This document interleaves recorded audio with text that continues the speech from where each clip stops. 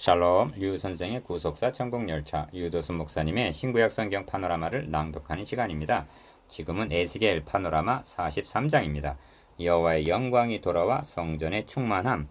요절은 4절, 여호와의 영광이 동문으로 말미암아 전으로 들어가고. 43장의 중심점은 여호와의 영광이 돌아와 성전에 가득하더라에 있습니다. 그 모양이 전에 성읍을 멸하러 올 때 보던 이상과 같다고 말씀합니다. 즉 떠나시던 모습대로 돌아오셨다는 뜻입니다. 앞에서 40장에서 42장까지 회복된 성전을 보았습니다. 그러나 이것은 건물에 불과했습니다. 여호와의 영광이 그 전에 가득함으로 비로소 하나님의 성전이 되는 것입니다. 도표를 보시면 여호와의 영광이 전에 가득하더라를 중심으로 1. 하나님의 영광이 동편에서부터 돌아옵니다. 2. 그리고 내가 이스라엘 족속 가운데 영원히 거할 곳이라 하시면서 3. 모든 율례, 법도 규례를 지켜 행하게 하라 하십니다. 4. 번제단의 규격을 말씀하고 5. 속죄제를 드려 정결케 하고 6. 번제와 감사제를 드리면 즐겁게 받으리라 하십니다. 이것이 대의입니다. 이를 두 단원으로 나누어 상고하겠습니다. 첫째 단원 1절에서 12절 동문으로 들어온 여호와의 영광. 둘째 단원 13절에서 27절 속죄제, 번제, 감사제를 드리라. 첫째 단원 1절에서 12절 동문으로 들어온 여호와의 영광. 그 후에 그가 나를 데리고 문에 이르니 곧 동양한 문이라. 1절 1. 첫째 단원의 중심점은 동문을 통해서 돌아온 여호와의 영광이 있습니다. 이스라엘 하나님의 영광이 동편에서부터 오는데 하나님의 음성이 많은 물소리 같고 땅은 그 영광으로 인하여 빛나니 그 모양이 내가 본 이상 곧 전에 성읍을 멸하러 올 때 보던 이상 같고 그발 하숫가에서 보던 이상과도 같기로 내가 곧 얼굴을 땅에 대고 엎드렸더니 합니다. 2절에서 3절 2. 우리는 8장에서 11장까지 해서 하나님의 영광이 떠나시는 광경을 보았는데 사로잡혀간 자들을 따라가셔서 내가 잠깐 그들에게 성소가 되리라 하셨습니다. 8장 16절 약속하신 대로 그들과 함께 계시다가 37장에서 약속하신 대로 마른 뼈와 같이 된 백성들을 살리셔서 43장에서 약속하신 기한에 백성들을 거느리시고 하나님의 영광이 돌아오시는 문맥입니다. 이 점에서 주목하게 되는 것은 성읍을 멸하러 올 때 보던 이상 같다 한 표현입니다. 3절 왜 이렇게 표현하고 있는가? 에스겔서의 앞부분이 예루살렘을 심판하러 오시는 하나님이라면 이제 돌아오시는 하나님의 영광은 예루살렘을 구원하러 오시는 하나님이심을 깨닫기를 원하시기 때문입니다. 3. 내가 곧 얼굴을 땅에 대고 엎드렸더니 합니다. 3절 하반절 에스겔은 41장 4절에서 이는 지성소니라 한 지성소를 보았을 때는 엎드렸다는 말이 없습니다. 왜냐하면 그때는 지성소가 비어 있었기 때문입니다.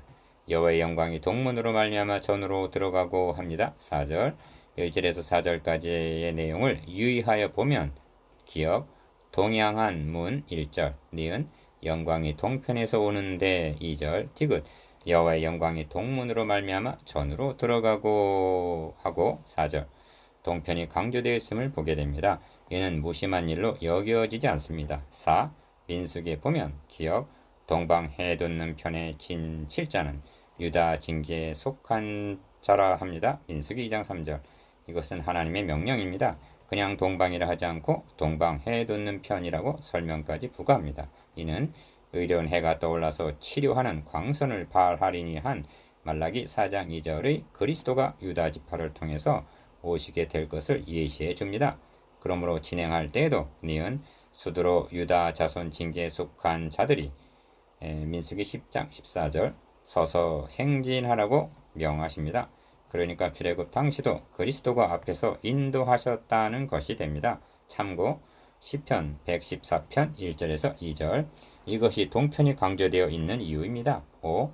성신이 나를 들어 데리고 안뜰에 들어가시기로 내가 보니 여호와의 영광이 전에 가득하더라 합니다. 5절 이 점에서 기억해야 할 점이 있습니다.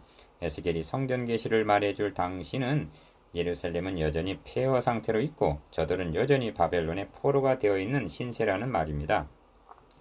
그러면 하나님의 영광이 충만하더라는 계시가 언제 어떻게 성취될 말씀인가? 이를 구속사의 맥락에서 추적해 보면 그 영광스러움을 깨닫게 됩니다. 기억 모세가 이와 같이 역사를 필하였더라. 그 후에 구름이 회막에 덮이고 여호와의 영광이 성막에 충만하며 합니다. 출애굽기 40장 34절. 얼마나 충만했으면 모세가 회막에 들어갈 수가 없었다고 말씀합니다. 니은 솔로몬의 기도를 마침에 불이 하늘에서부터 내려와서 그 번제물과 제물들을 사르고 여호와의 영광이 그 전에 가득하니 합니다. 역대하 7장 1절. 얼마나 충만했으면 제사장이 그 전에 능히 들어가지 못했다고 말씀합니다. 그런데 성막 성전은 디귿 말씀이 육신이 되어 우리 가운데 거하심에 우리가 그 영광을 보니 아버지의 독생자 영광이요 은혜와 진리가 충만하더라를 요한복음 1장 14절 계시하기 위한 모형이었던 것입니다. 질문을 드리겠습니다. 하나님의 영광은 오늘날 어디에 충만한가? 리얼. 이제는 그리스도의 구속으로 말미암아 너희가 하나님의 성전인 것과 하나님의 성령이 너희 안에 거하시는 것을 알지 못하느냐 하고 묻고 있습니다. 고린도전서 3장 16절. 저도 묻고자 합니다. 우리와 함께 계시는 성령의 영광이 몇 와트나 되는지 아느냐 하고요. 사도 바울은 옥중 서신에서 그 넓이와 길이와 높이와 깊이가 어떠함을 깨달아 하나님의 모든 충만하신 것으로 너에게 충만하게 하시기를 구하노라 합니다. 에베소서 3장 19절. 이것이 교회의 영광스러움입니다. 하나님이 주시지를 않아서가 아니라 모르고 있기 때문입니다. 그러므로 내 백성이 지식이 없으므로 망하는도다 한 호세아 4장 6절의 말씀은 오늘날도 동일하게 진리입니다. 하나님의 영광이 충만하더라. 1. 그러므로 여호와의 영광이 전에 가득하더라는 말씀은 종말의 어느 짧은 순간에 되어질 일이 아닙니다. 성전으로 오신 그리스도께서 죽으시고 다시 사신 구속으로 말미암아 영광스러운 교회로 시작하여 재림하심으로 다시 밤이 없겠고 등불과 햇빛이 쓸데없으니 이는 주 하나님이 저에게 빛이심이라 해서 계시록 22장 5절 완성이 될 말씀임을 기억해야만 합니다. 2. 그러므로 성전 계시는 기억 내가 이 반석 위에 내 교회를 세우리니 하신 마태복음 16장 18절 구속으로 말미암아 시작이 되어서 니은 너희도 성령 안에서 하나님이 거하실 처소가 되기 위해서 예수 안에서 함께 지어져 가느니라 하고 에베소서 2장 22절 진행되어 가다가 디귿 보라 하나님의 장막이 사람들과 함께 있음에 하나님이 저희와 함께 거하시리니 저희는 하나님의 백성이 되고 하나님은 친히 저희와 함께 계셔서 이루었도다. 나는 알파와 오메가요 처음과 나중이라 해서 계시록 21장 3절 6절 완성이 될 말씀임을 명심해야만 합니다. 그러니까 에스겔에게 보여주신 성전 계시가 지금 지어져 가고 있는 진행형이라는 점입니다. 3.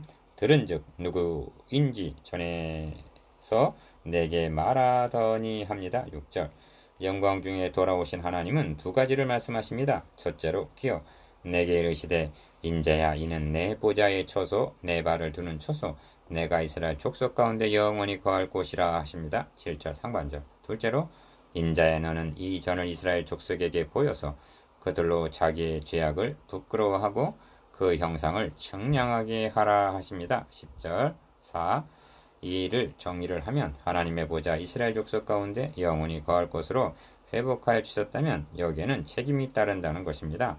그러므로 기억 이스라엘 족속 곧 그들과 그 왕들이 음란히 행하며 그 죽은 왕들의 시체로 다시는 내 거룩한 이름을 더럽히지 아니하리라. 그들이 그 문지방을 내 문지방 곁에 두며 그 문설주를 내 문설주 곁에 두어서 그들과 나 사이에 겨우 한 담이 막히게 하였고 또 그 행하는 가증한 일로 내 거룩한 이름을 더럽혔으므로 내가 노하여 멸하였거니와 이제는 그들이 그 음란과 그 왕들의 시체를 내게서 멀리 제하여 버려야 할 것이라 하십니다. 7절 하반절에서 9절 상반절 니은 왕들의 시체로 다시는 더럽혀서는 아니 된다는 뜻을 당시의 사람들은 알아들었겠지만 우리에게는 분명치가 않습니다. 그러나 분명한 것은 다시는 내 거룩한 이름을 더럽히지 말아야 한다는 점입니다. 디귿 그리하면 내가 영원토록 그들의 가운데 거하리라 하십니다. 7절 하반절에서 9절 다시는 더럽히지 말아야 한다. 이것이 돌아오셔서 하신 첫 말씀입니다. 5. 그리고 기억 이전을 이스라엘 족속에게 보이라는 10절 상반절 말씀은 격려와 확신을 주라는 말씀이요. 니은 그들로 자기의 죄악을 부끄러워하고 그 형상을 청량하게 하라 하심은 10절 하반절 지난 날을 돌이켜 회개하고 다시는 되풀이하지 않겠노라고 결단하게 하라는 말씀입니다. 11절은 이에 대한 상론인데 디귿 만일 그들이 자기의 행한 모든 일을 부끄러워하거든 너는 이전의 제도와 식양과 그 출입하는 곳과 그 모든 형상을 보이며 또 그 모든 규례와 그 모든 법도와 그 모든 율례를 알게 하고 그 목전에 그것을 써서 그들로 그 모든 법도와 그 모든 규례를 지켜 행하게 하라 하고 11절 회개 결단 순종을 명하십니다. 확신이 있는 자는 결단을 하게 되는 것입니다. 이유 그러면 회복된 성전에서 저들이 지켜 행해야 할 법도 율례 규례란 무엇인가? 이 점을 둘째 단원에서 보게 될 것입니다만 신구약을 막론하고 백성들에게 요구하시는 바는 언제나 하나님과 이웃과의 바른 관계입니다. 하나님과의 바른 관계는 메시아 언약 안에서만이 가능하여지는데 이를 위해서 예표로 주신 제사의식을 바르게 수행해야만 하고 이웃과의 바른 관계는 한마디로 불의를 행하지 않는 것입니다. 이것이 영광 중에 돌아오셔서 성전에 충만하신 하나님의 명령입니다. 둘째 단은 13절에서 27절 속죄제 번제 감사제를 드리라. 제단의 척수는 이러하니라. 한 자는 팔꿈치에서부터 손가락에 이르고 한 손바닥 넓이가 더한 것이라. 제단 밑받침의 고가 일척이요 그 사면 가장자리의 광이 일척이며 그 가으로 돌린 턱의 광이 한 뼘이니 이는 제단 밑받침이요. 13절 1. 둘째 단원의 중심점은 속죄제 번제 감사제를 드리라는 말씀이 있습니다. 제물을 드리기 위해서는 번제단이 있어야만 합니다. 그래서 제단의 척수는 이러하니라 하고 13절 번제단의 규격을 말씀하시는 것입니다. 번제단에 대한 언급은 40장 47절에서 네모 반듯하며 제단은 전 앞에 있더라 하고 놓여있는 위치만을 언급했을 뿐 규격에 대해서는 침묵하고 있었습니다. 그러다가 하나님의 영광이 돌아온 43장 13절에서 17절까지에 이르러서야 제단의 척수는 이러하니라 하고 번제단에 대해서 자세히 언급을 하십니다. 이렇게 하시는 의중이 무엇인가? 죄인이 영광의 보좌 앞에 나아갈 수 있는 출발점은 번제단이기 때문입니다. 다시 말하면 영광이 가득한 5절 하나님께 나아가는 것이 어떻게 가능한가를 깨닫기를 원하시는 것입니다. 그가 내게 이르시되 인자야 나 주 여호와가 말하노라. 이 제단을 만드는 날에 그 위에 번제를 드리며 피를 뿌리는 규례가 이러하니라 합니다. 18절 여기 중요한 요점이 나타나는데 피를 뿌린다는 말씀입니다.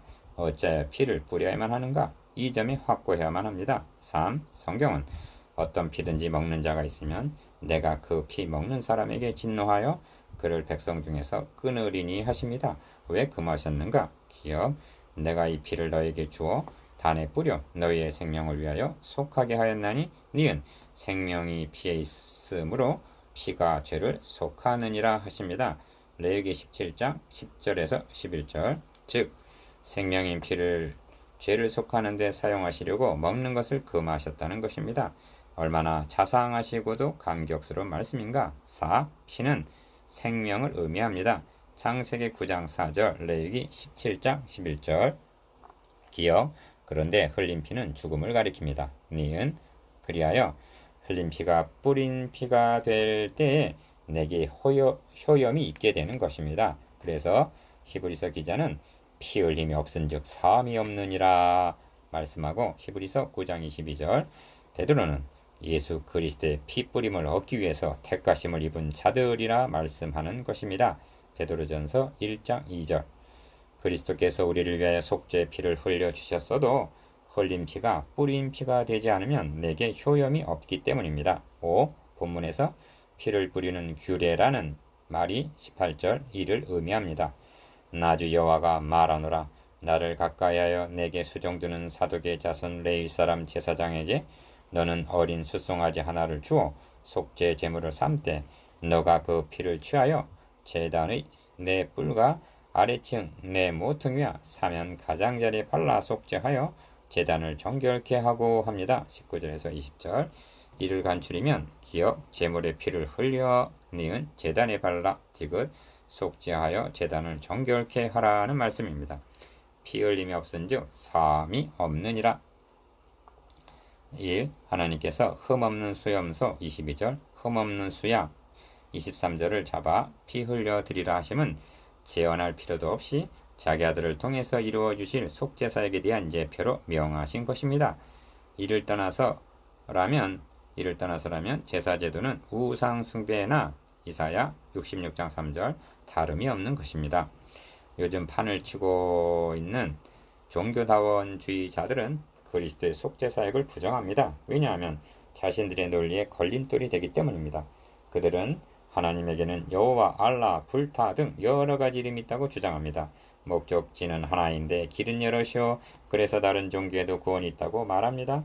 그런데 복음주의자들은 다른 이로서는 구원을 얻을 수 없나니 천하인간의 구원을 얻을 만한 다른 이름을 우리에게 주신 일이 없음이니라. 사도행전 4장 12절. 즉 예수 그리스도의 구속 외에 구원이 없다고 외치니 십자가가 걸림돌이 되는 것입니다. 그래서 저들은 구속교리를 도살장의 신학이라 조롱하면서 예수를 혁명가처럼 만들고 있는 것입니다.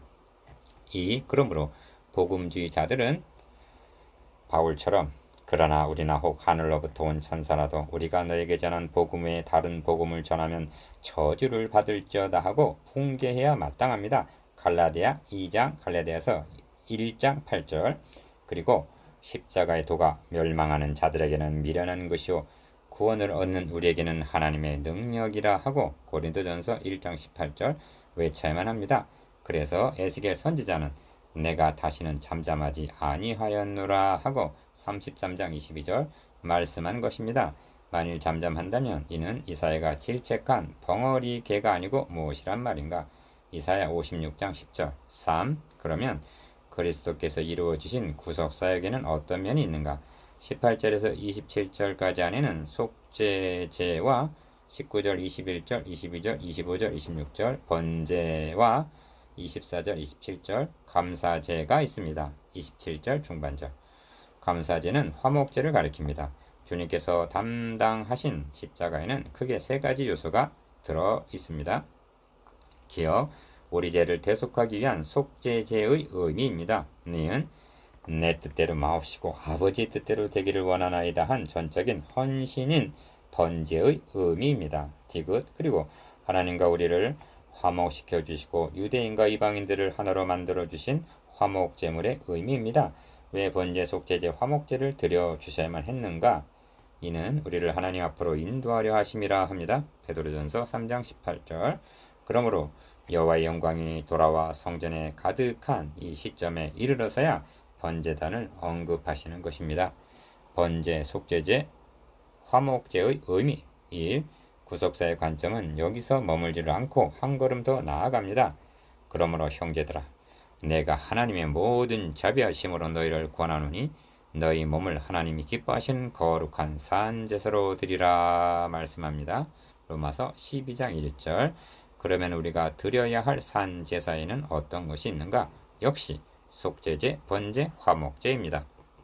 기억, 먼저 속죄제 즉 만일 우리가 우리 죄를 자백하면 저는 미쁘시고 의로우사 우리 죄를 사하시며 모든 불의에서 우리를 깨끗게 하실 것이요 한 회개입니다. 요한일서 1장 9절. 니은 그런즉 우리 너희가 먹든지 마시든지 무엇을 하든지 다 하나님의 영광을 위하여 하라. 고린도전서 10장 31절. 너희 몸으로 하나님께 영광을 돌리라. 고린도전서 6장 20절라고 한 번제의 삶입니다. 디귿, 그리고 하나님 우리를 사랑하사 우리 죄를 위하여 화목제로 그 아들을 보내셨음이니라. 이같이 우리를 사랑하셨은즉 우리도 서로 사랑하는 것이 마땅하도다 한 화목제의 삶입니다. 요한일서 4장 11절. 그리고 이것이 그리스도의 구속으로 말미암아 가능해졌음을 놓치지 말아야만 합니다. 그리하면 내가 너희를 즐겁게 받으리라. 나 여호와의 말이니라 하십니다. 27절 하반절.